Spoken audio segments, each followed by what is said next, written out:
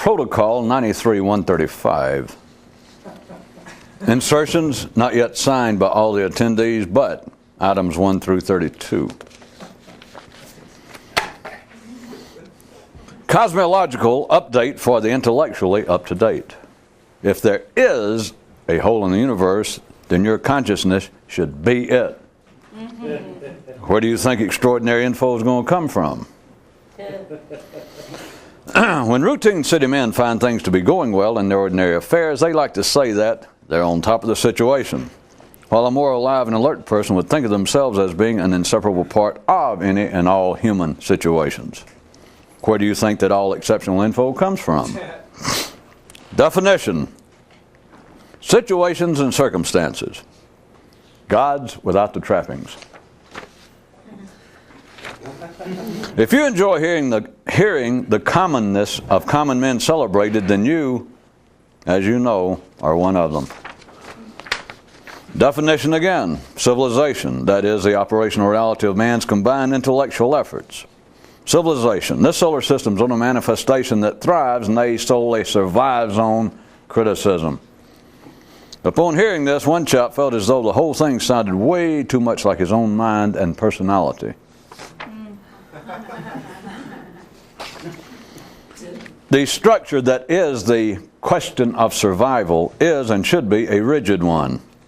But in the strictly human avocational areas above this level, life should be a bit more relaxed and not quite so solemn. Question: what is the difference between a renowned professional philosopher and a man who knows more? The former must be serious, since his make-believe reputation depends on it. Oh, Mr. Balanchine, your wife called and said for you to wash your feet before coming.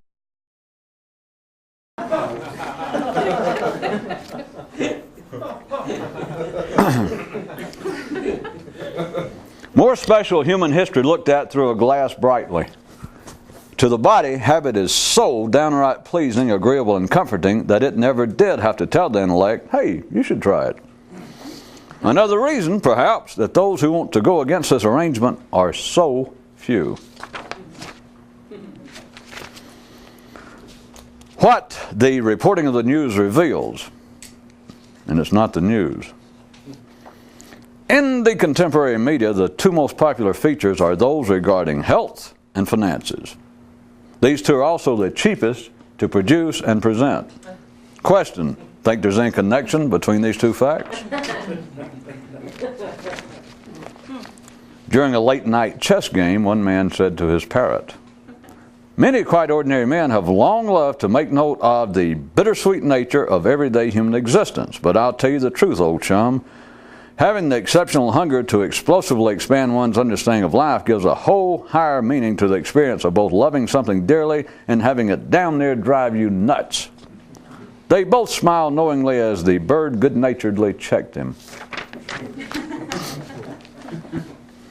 The silent slogan of many a man is, a rigid mind is a happy, or at least normal, mind. In the city, that is, under the most normal, ordinary, sane, and civilized of conditions, in the city, small men fight over small affairs, and larger men over matters that the small men believe are larger. A man who clearly sees the city for what purpose it and its inhabitants serve is mostly silent regarding its day-to-day activities. If you look at the myths of chivalry as allegories of the mystical quest, then you can see the strict code of honor the knights adopted as reflected of their awareness of the impertinence of civilized standards in their own lives, and thus they upped the illusionary stakes. A homeowner who finds an imaginary outbuilding sitting on his property has two salient possible responses. Well, one salient and in common use, and the other only apparent to a few. He can rant and rave and complain about the illegal make-believe structure, to, I might add, no avail, obviously. Or he might play knowingly along and even pretend to try and shore up the illusionary construct's foundations.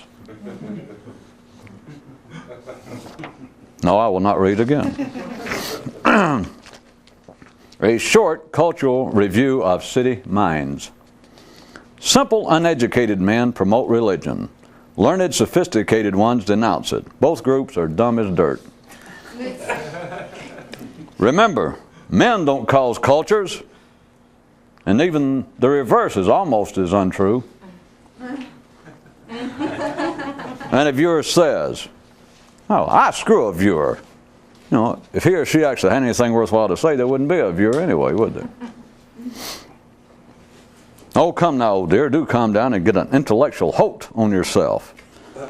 There are positive things to be said about being a viewer. Oh, yeah, like what? Okay, like being a viewer makes plagiarism and vicarious fan participation and passive bystander observation permissible. I notice you said permissible and not acceptable. It would have broken up the alliteration. Oh. I won't read that one either. You got Media Watch and Info Age, 20th century and beyond. Taking the news of the city seriously will make you part of the news. And one man said, "God forbid," and God said, "Don't quote me in print."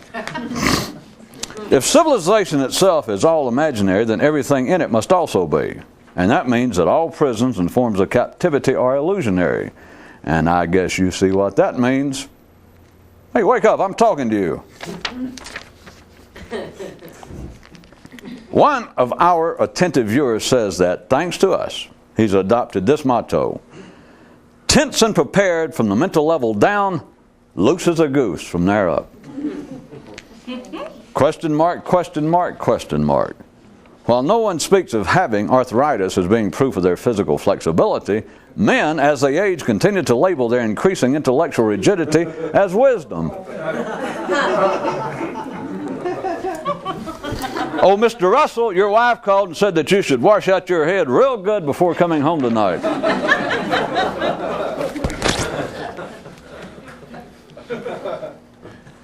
One Thursday, rather than doing his nails, one man sat down and thus reflected: the tricky thing about words and thinking itself is that the more you understand, the more you realize that neither apparently represent what they claim to. But the more you understand even beyond that, the more you realize that nothing does. And that nothing is supposed to.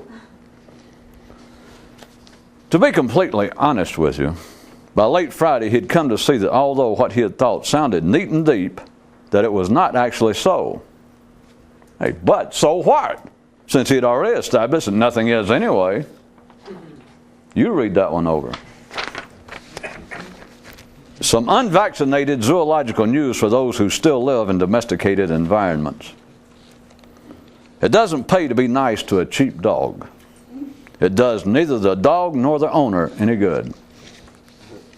Some of you may care to note that this is not only so regarding dogs, but also applies to wolves, to horses, to lions, to automobiles, and to the human mind.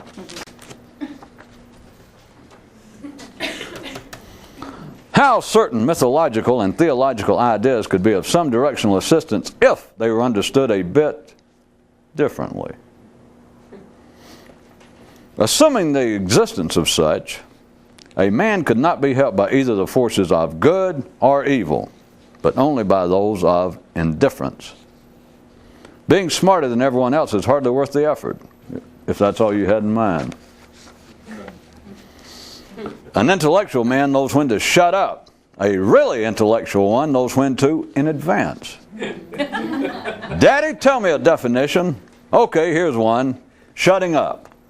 An act that can never be in the wrong place at the wrong time. Daddy, it was a trick. I just wanted to see if you'd actually answer me. Why, you snot-brained little bastard, you. My boy.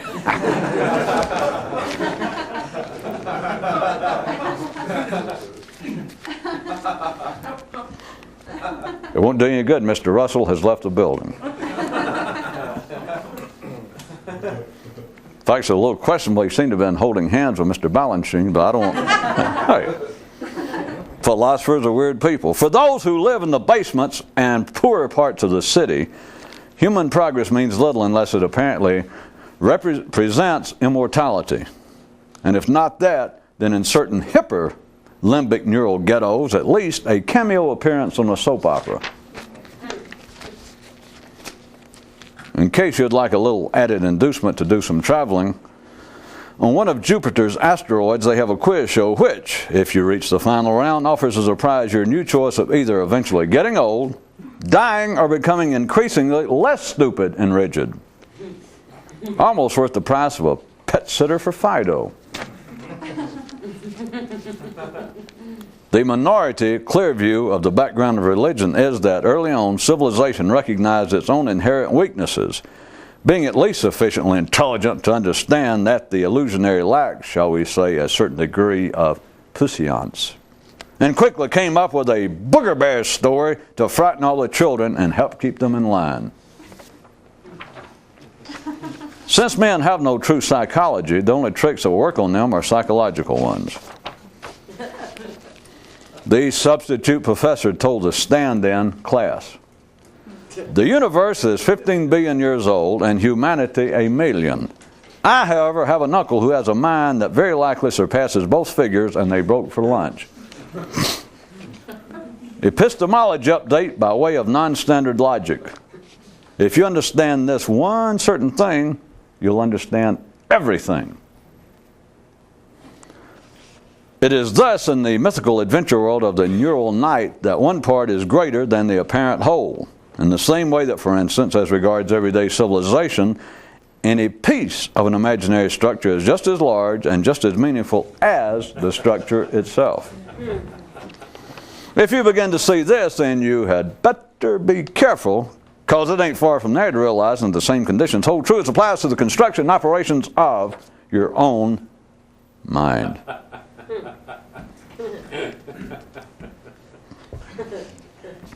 Although routinely overlooked by the city dance team judges and in-town figure skaters selection committee, there is a most significant connection for those who still insist on whirling about on their own, in their own head, and without any official sanction.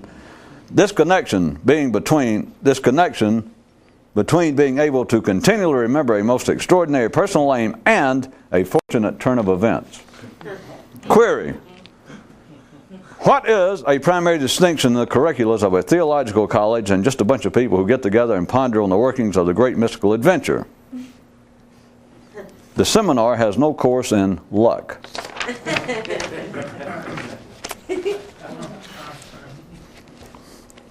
How things are, medically speaking, if you live a routine part in the everyday human drama outside of the possible rarer mystical script. If you have a head, you'll have headaches. If you have a heart, you'll have heartaches. If you have lungs and guts, you'll die. Now, cheer up by God and do better. And now another entry from the M volume of our New Intelligence Encyclopedia. Men conceived of the idea of adding morals to the end of stories about human adventure since they realized that without them they'd have none.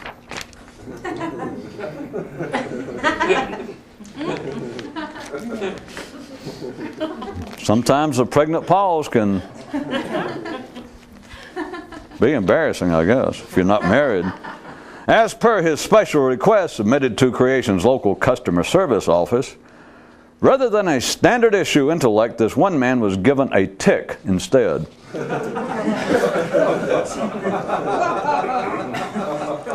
Fearing that you might not immediately grasp the significance of the switch, he added the comment that it was more relaxing this way.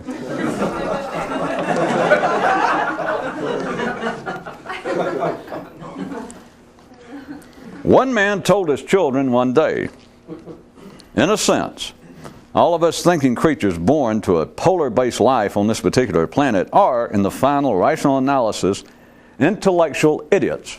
But you do not have to compound the problem by noting it about yourself or criticizing it in others. Milky Way myth addendum. The two spirits fighting for control of the earth, the good one and the bad one, have no use for men who hold a personal smile in their brain. The The bad spirit simply hates them, and the good one simply doesn't trust them. One man says he has this little private, quote, prayer he thinks about sometimes. That goes like this. Dear God, thank you for making so many people take civilization so seriously and thus prop it up sufficiently that a few of us others can do something a bit more interesting. In the legendary kingdom of Ooh. That's what it says. They tell their mythical version of the infinite battle between two forces as being that of the rigid versus the loose. And now, here is the very last piece of news you'll ever need regarding the news. There is, and always has been, but one piece of news, and that is that you're going to die. Now lighten up and turn over to the comics. If you must be told something, you'll never actually ever understand it. Thus it is that all of civilization's laws and directives of morality must be backed up with threats of punishment. After many years of searching and hormonal upheavals, one man announced that he was leaving his family and ordinary life to go seek the mystery that is life. His wife and friends asked him if discovering this would bring him riches or power or immortality, and if not, then what would he achieve? And he replied, a life spent as I should spend it.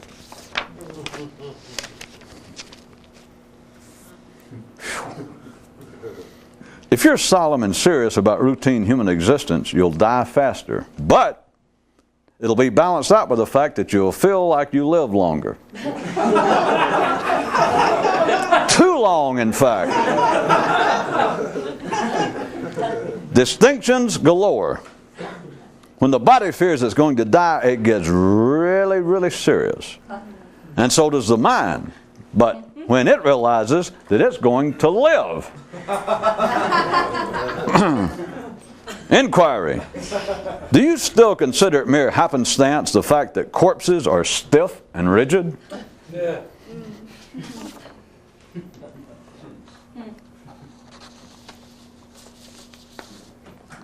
One day in early spring, two men were standing in a field and saw some turkeys. And one of them nodded toward the bird and said, seems like when nature makes a really ugly creature, she makes up for it by making them appear humorous and helpless.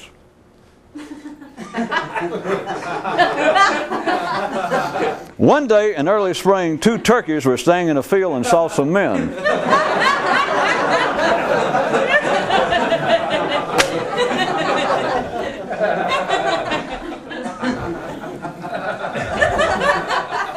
I thought you laughed too soon.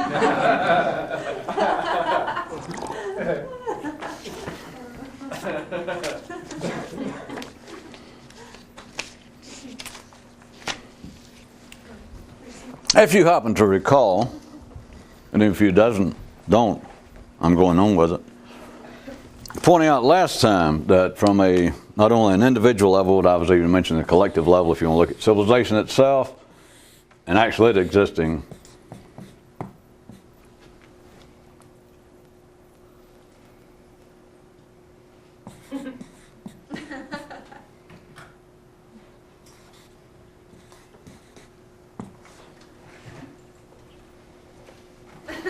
from the line up, the mental line, and down here, if you're looking at it as being an individual little person, that down here, in a sense, you have to be rigid, you have to be tense, you have to be prepared to defend yourself and survive with no thought, no morality, no nothing. No big deal.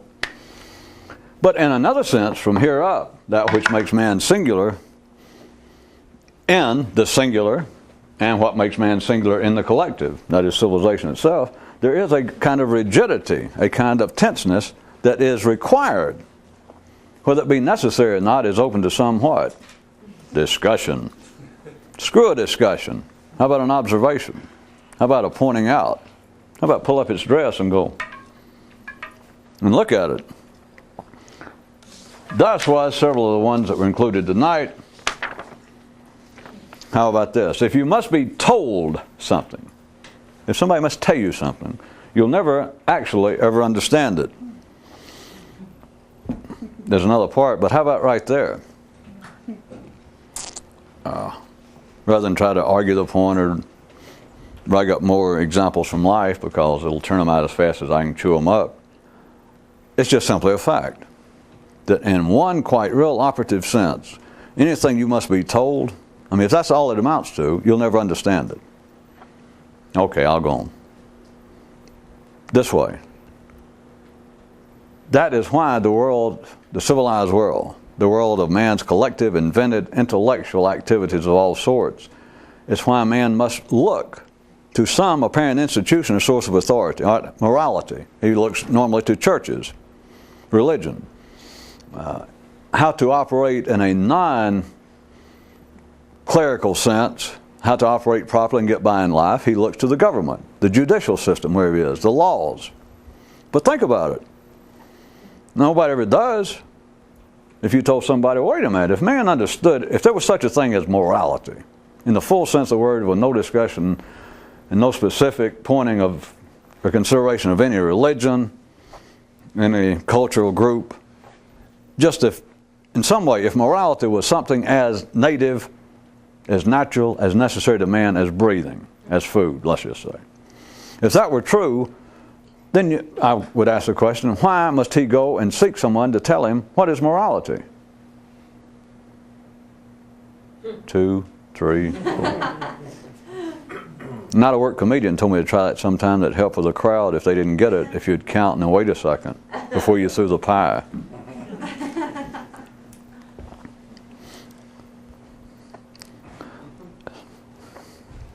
You do understand I'm pointing out that if morality amounted to anything, if there was any reality in the sense of it being absolutely necessary for survival, then why in the hell would you have to go ask somebody? But now, of course, at the same time, we can't just stop there because it's not an attack on religion or humanity. But remember, ordinary people go, wait a minute.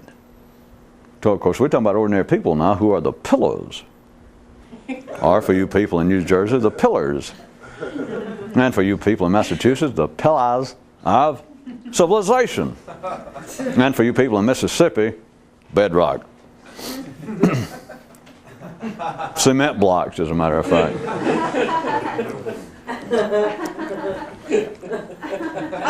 They would point out that that is one of the purposes of human institutions. Our religion, of all sorts, is to have a place. To have a place that you can go and seek wisdom, enlightenment, to guide your life and to live properly. I mean, that's the standard answer, and you would think, well, yeah. Even if you're not religious, you think, well, okay. Don't say okay. Think about it a minute. If morality, I'm picking out probably the easier one of using morality and the secular side of law, because all we're talking about is same aspects, just different facets of civilization, but it's the same thing. If there is some importance to morality, that is all civilized people believe there is. They must believe there is. And they do not have to be religious. It can be a humanistic attitude toward morality. But it's not open to question. You'd be considered to be absolutely deranged if you seriously question the importance, the reality, the need for morality. But think about it. If it's that important, and important is an understatement, if it is that significant and meaningful, why in the world do you feel like, well, thank God, so to speak, we have religions and places to go that somebody can tell me what is the moral thing to do? 3, 4, 5. Well, I'll read the rest of it. You should be getting. If you must be told something, you'll never actually understand it. Semicolon. Thus it is that all of civilization's laws and directives are morality. So we're talking about the secular and clerical laws and suggestions and mores and etc. But all laws and standards, directives of morality must be backed up with threats of punishment.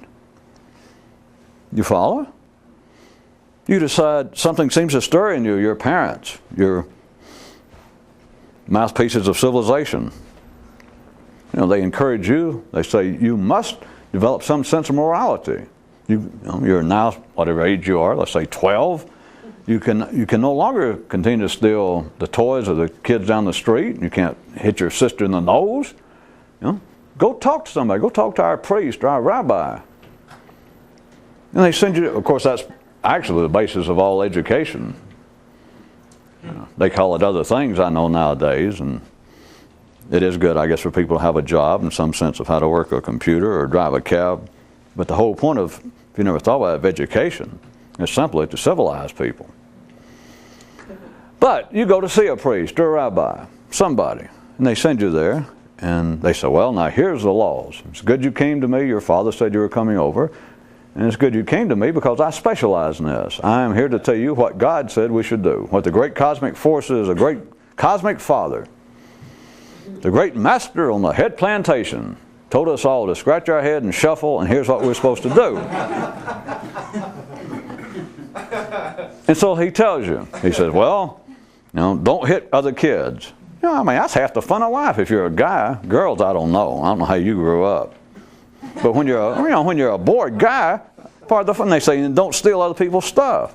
Right there, they've taken 99% of the fun of life away.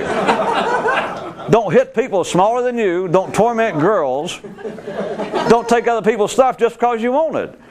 And God, there you are, an innocent. You trusted your father. There you are, a bored kid, 11 or 12 years old,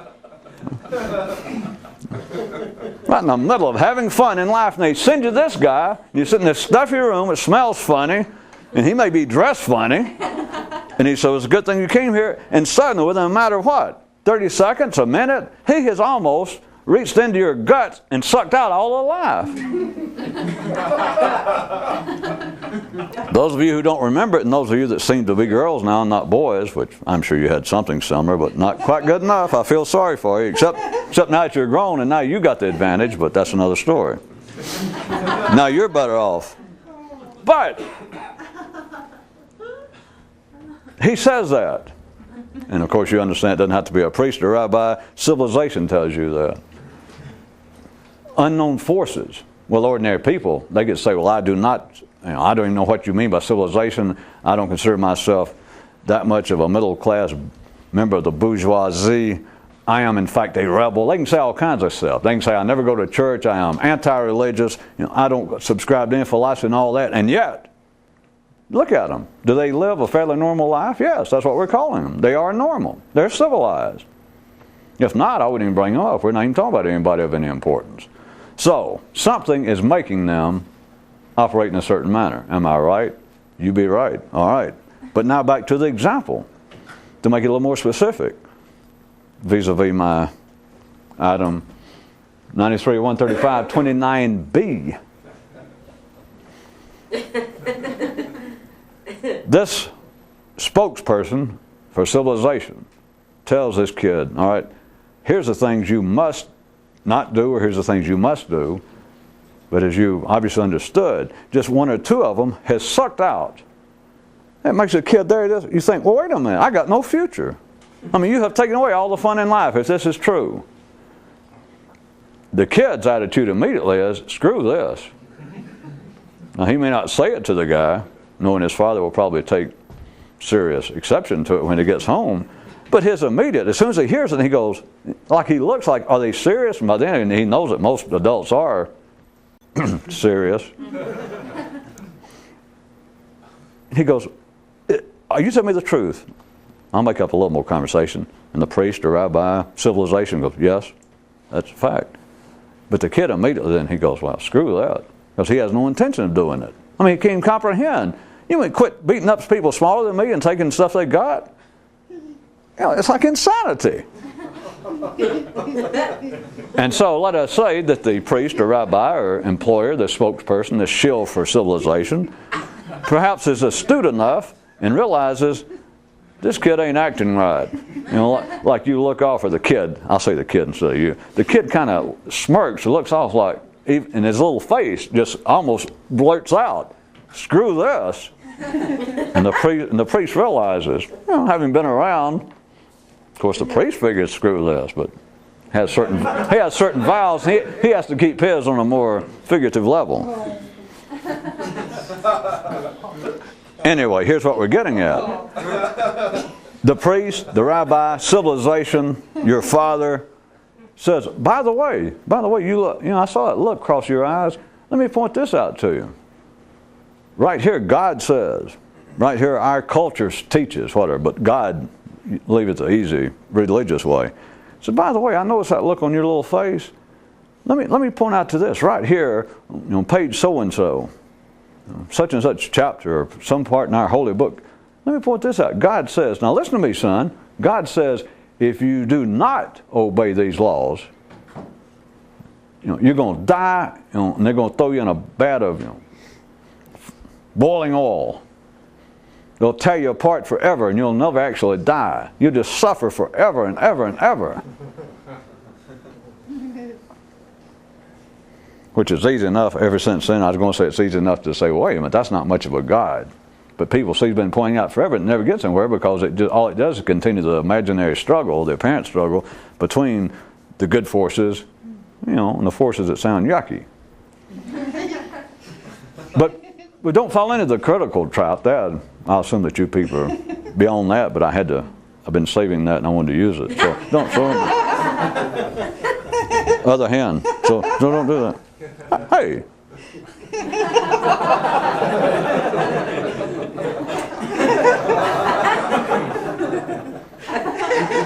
I'm a dyslexic? What do you call it? Is that when you try to read and it goes backwards in both directions? There's that you can be stupid with both sides of your brain simultaneously. Is that ambidextrous? Well.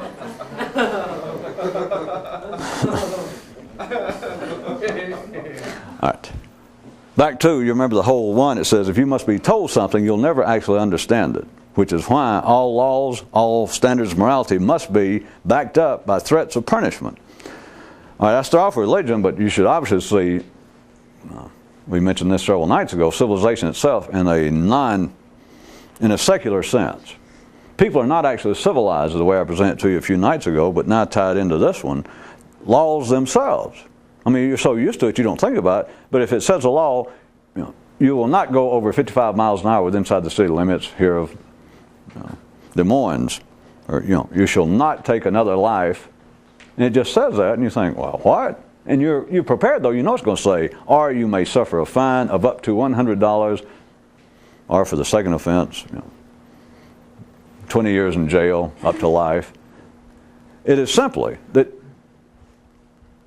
everything that civilization has to teach, that is, all the information is going to come to man above the level of survival. Beyond anything above the level of consciousness, anything is to be taught, in a sense, is impertinent, irrelevant, moot, unnecessary, and very often annoying. But then so people say, well, I am civilized, and of course many people say that, and they're not consciously or willfully lying. They are the bedrock, really, of civilization and decency, and we should all be in favor of them. Let's hear it. Hip, hip. All right. We should. But they are not civilized, and I'm pointing this out to you, not to them, to realize the nature of how things are situated. They're not civilized because, truly, this is not cynicism. If they were civilized, you would not need the threat of punishment. At the very least, see, there are at least 3 levels here that you can look at.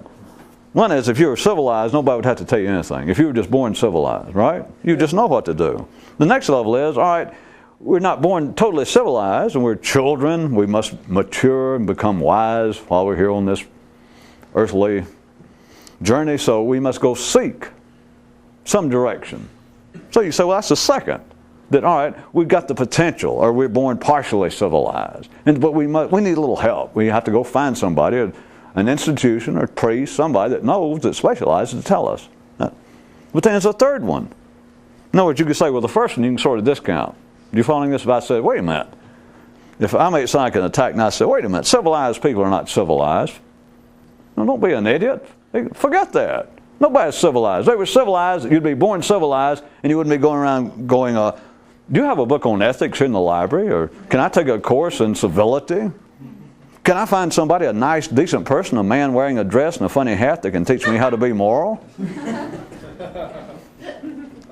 So you could take that as the first level. And you can say, oh, all right, if you're going to be a smart aleck, to me you say, all right, so we need a little help. So we got to the second level. And I said, okay, all right, I'll give you that. Instead of me attacking humanity, you're saying that we are basically, the majority of us, we know we're the deranged, psychotic people in the world. We're not talking about that. We're talking about the middle class of life. So you can say, all right, we are not absolutely just intrinsically civilized. We need help. That's part of us being together. That's part of civilization's job, is to encourage it and to expand our understanding of being civilized. You know what I'm saying? You moved it up. You gave me the first one, like, all right, we're not just naturally civilized. But you point out it's just one small step to actually being there. But then, being the wiseacre I am, I'd say, no. Number 2 ain't going to work. Because even if you're correct with number 2, then you would hear the truth. You would hear morality described and you'd go, that's it. When they told you, all right, you're old enough to now know about morality, from now on do not take things from people just because they're smaller and you can beat them up. And you go, wow, God almighty. And I just hit a little kid on the way over here, and I don't know, I just knew something was wrong. Of course, the kid didn't. He saw another kid with something he wanted. Hit him, the kid ran, he took it, and he felt delighted. But if it was like the second level that civilized people would want to say, as soon as you got there and this priest counseled you and said, all right, now I'm going to describe, and he says, one thing, don't ever take advantage of people physically smaller than you just to hurt them and take away something you want. You would immediately recognize the truth. And that'd be it. And you go, oh, tell me more, Father. Describe more to me. He said, all right.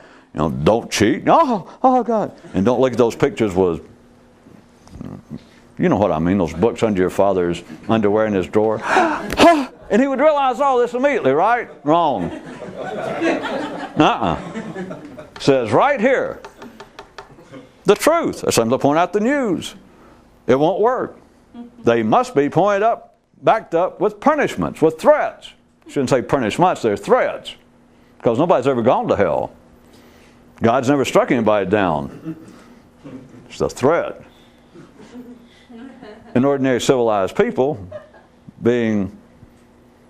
operating at the intelligent level that civilization is, the threat is sufficient. And you say, well, has it ever come true? Has anybody actually ever paid this price?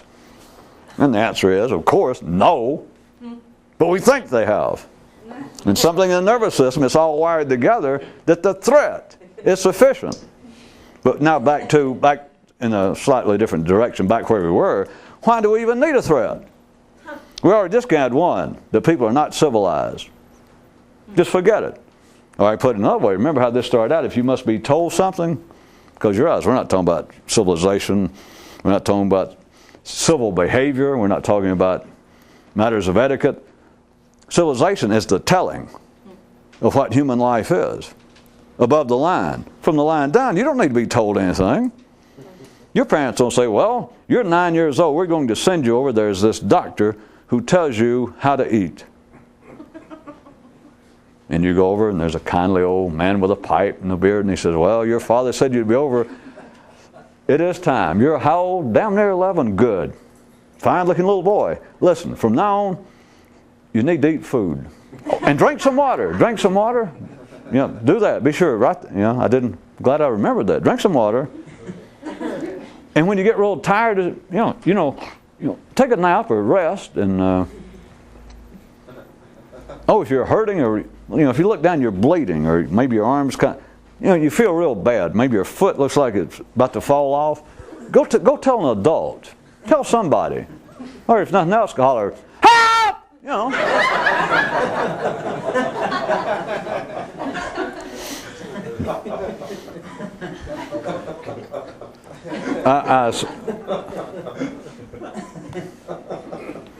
I assume you see the folly. You don't have to be told anything about uncivilized behavior. You don't have to be told or instructed in any manner whatsoever about below the level of consciousness, below the survival line down. You must be told nothing. If you do, you're not going to survive long anyway because you're a fruitcake. You got problems. You got problems in the nervous system, serious problems. If you've got to be told to eat food, you understand that. But it's up from here up, we must be told everything. But now remember, ordinary people, as they must, believe that, well, what we're being told, the important things. We're not talking about something silly about, well, tell me, who replaced, what's his name, the lead guitar player with Guns N' Roses when they threw him out? Well, no, we're talking about important stuff. Like, what was John Lee Hooker's middle name? Uh-oh, I gave it away.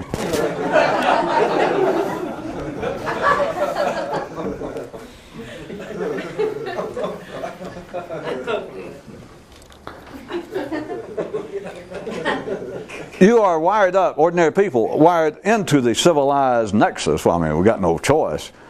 That being civilized is either, and they would want to say this unless they run across somebody like me and we got involved with this verbal game I've just been describing. They would say, well, being civilized to civilized people, that is, the majority of humanity on this planet, decent people, honest people, that being civilized is actually, in some way, if they were really educated and trying to be hip, they might want to hedge around with being, the words intrinsic or indigenous or inherent. But with just a little pride, and they go, well, it's damn near. It's why, you remember my three things? They might say, well, we're not born absolutely civilized. As witnessed by the fact they might admit, well, look, kids will steal from each other. They will, until they get to a certain age, a boy will turn around and hit his sister. His sister will turn around, with a pencil and stick it in her brother's eye when she gets mad. But, that's kids. But as we grow up and the influence of our parents, the community, our church, our culture, we become civilized. As though it is a truly latent tendency, it is truly a seed waiting to blossom. To be fertilized, to be cultivated just slightly. Screw that. It can't be cultivated slightly. You got to stand there over it and go, you either grow or God's going to torment you forever. That's the kind of slight encouragement. It needs to be nourished a little bit. Nourished, hell, you got to be threatened with outrageous punishments, either secularly, like, hey, we'll fry you in the chair, we'll give you a poison injection. Worse than that, we'll make you, serve 20 years in a small cell with this huge guy named Bruno who's horny as hell. Either that, or in the clerical sense, the spiritual sense, you either do right, here's the nourishment of the little civilized seed, the nice little potential, or the damn near intrinsically born Christian, or Jew, or Muslim, or whoever. You have to go, yes, it's all it takes, just a little nourishment. Now he's almost a little man. We'll have his, whatever the Buddhist version of a bar mitzvah that they send him. Go to a priest and he'll tell you what to do. And the priest tells you what to do. And even the little Buddhist kid goes, screw this. And the Buddhist priest goes, I saw that. No, we're here to nourish your good nature, your Buddhist nature. And the kid still got that look like, And finally the priest says, well, let me put it to you this way. If you don't do it, Buddha will pull out your fingernails every day for eternity. And then the kid thinks, well, now we're getting somewhere. Well, I'm used to that. My parents already pulled that crap on me. But now back to change the sense a little bit, not just as being civilized. Remember, this starts out if you must be told something. And I'm just using an example of civilization. You must be told everything. Left to your own devices. May I suggest to you, please do, no one would be civilized. It proves nothing other than the fact to consider how things are structured and to simply realize the point blank, in your face fact that that's true. And that there is nothing inherent, there is no indigenous inclination, there is no little seed waiting to be nourished. Not in some positive sense like, oh, come on, be civilized. It gets down to be, who's going to make me? And then those going, oh, we're nourishing. And then they go, well, we'll kill you. You go, okay, I can kind of dig it. For those of you that thought it was simply a retelling of one of the great Norse myths a couple of nights ago, that's a little inside humor for you Norse people. You remember the one about a king who became king of a kingdom at the age of 20?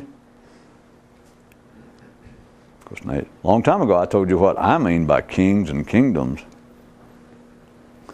And by the age of 40, he says, so he's had 20 years now to be his own personality. I mean, to be king of his own kingdom.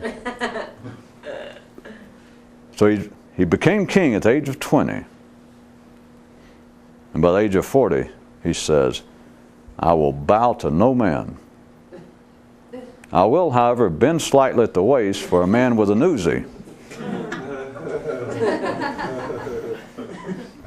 What do you mean I can't hit my sister?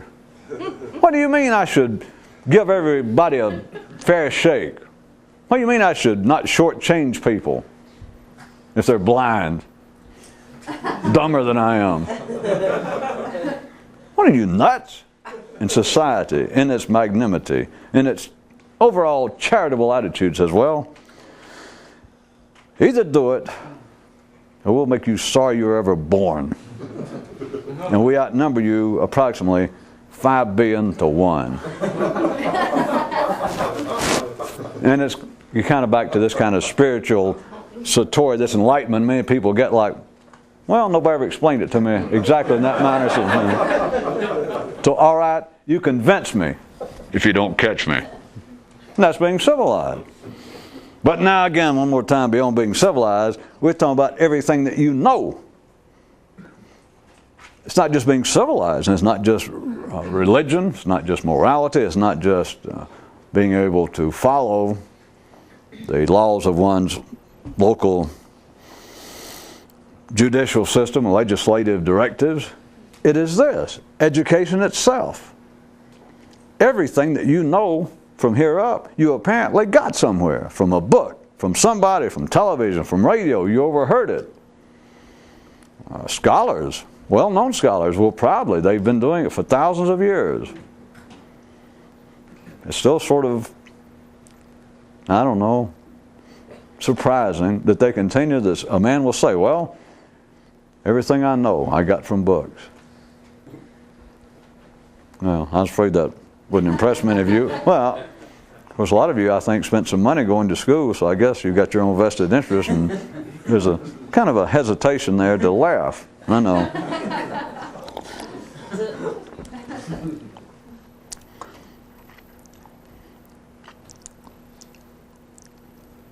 At the ordinary level, the way it would appear to be in three-dimensional reality is that from here up, everything that you do know, which is civilization, but everything that you personally know, you got somewhere. That is, that there's not a question. Now, forget morality for a minute. Let's expand it or pretend that we changed the view.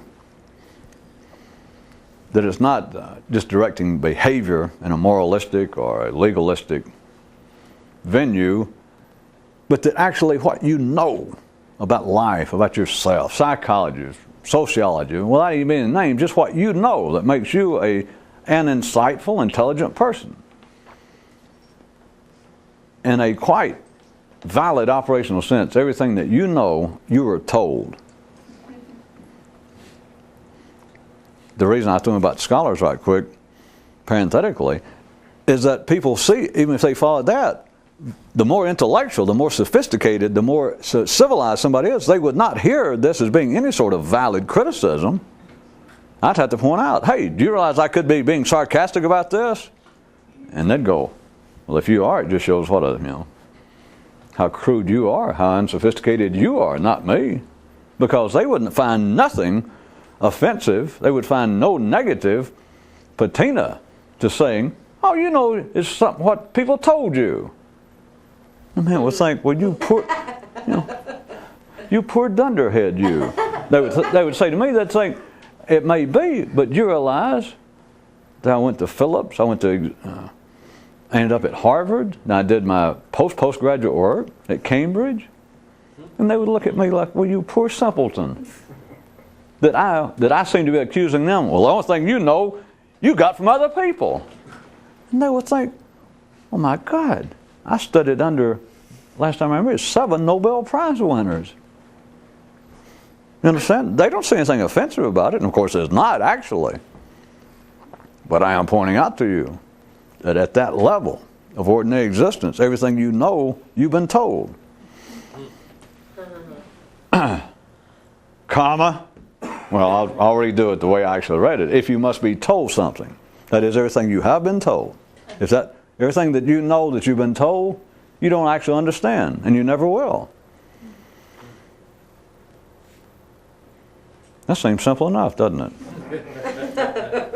Yes, that and irritating as well. Okay, that was free. That didn't cost any additional. You may replay it. Do one more line from the other guy. Well, screw you. Thank you. Thank you. All right, how is it if we're in the area of non-moral judgments of any sort? In other words, we're not talking about standards of morality, and we're not talking about even judicial restraints of society.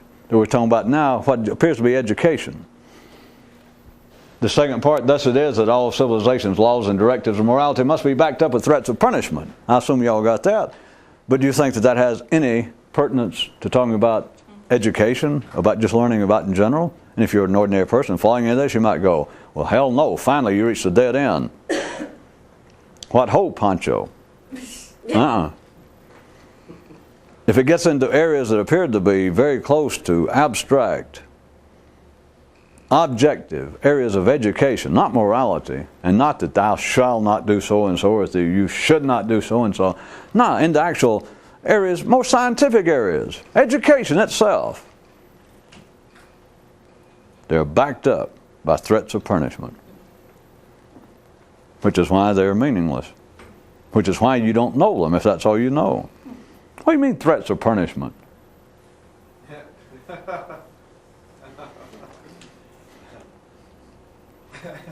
Should some night we just end on one that's open-ended, because you people got to be getting good enough. There are threats of punishment to being educated and rational and reasonable. I know one thing. I may not know a lot. I may be an immoral person. I may not have much regard for the laws, which I won't go into. We don't have time, but things are not just, society is not, and etc. But never mind all that. See, I'm playing a part now. Oh, really? Doing a good job. Thank you. But I'll say this. Forget all that. When it gets to areas strictly of the intellect, then you're wrong, speaking to me. You're wrong with this kind of stuff, because when it gets into intellectual areas, just because you're taught something, it doesn't apply to this. We're talking about intellectual areas, because the last part is absolutely invalid. That is, if we say, thus it is all of civilizations, laws, and directives of morality, if we change that, I'm playing the other guy's part, if we change this, thus it all of civilizations, education, all of its scientific knowledge and instruction must be backed up with threats of punishment, says this person, that say, now you have absolutely jumped into the insane end of the pool. No, I haven't. And then the person says, all right, let me put it this way. 2 and 2 is 4. Let's solve somewhere simple. Are all right angles contain however many degrees they CIVIL? 2 and 2 is 4. 2 and 2 is 4. That is a fact. Now, I was taught that, but as soon as I was taught it, I realized it, right? I realized the truthfulness of it, the validity of it, the unquestionable reality of it. But there is no threat of punishment by somebody telling me, hey, son, 2 and 2 is 4. And I went, 2 and 2? God, how true. They didn't have to threaten me. They didn't say, I didn't go, wait a minute, I'm not sure I believe that. They didn't have to go, hey, if you don't believe that 2 and 2 is 4, God will get you. God will kill you. He'll throw you into a damn room with Dante and make you listen to him rant through eternity. Could I be thrown into a vat of boiling oil? Nope, Dante. Speaking in old Italian at that.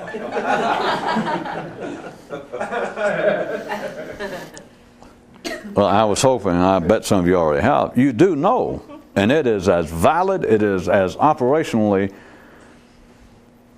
functional as the threats of the church, the threats of the government, because the man says, I'm back playing his part, trying to counteract, trying to deny this. And he says, wait a minute. In the area of education, 2 and 2 is 4. I know it's true. All sane people know it's true. All educated people know that that's true.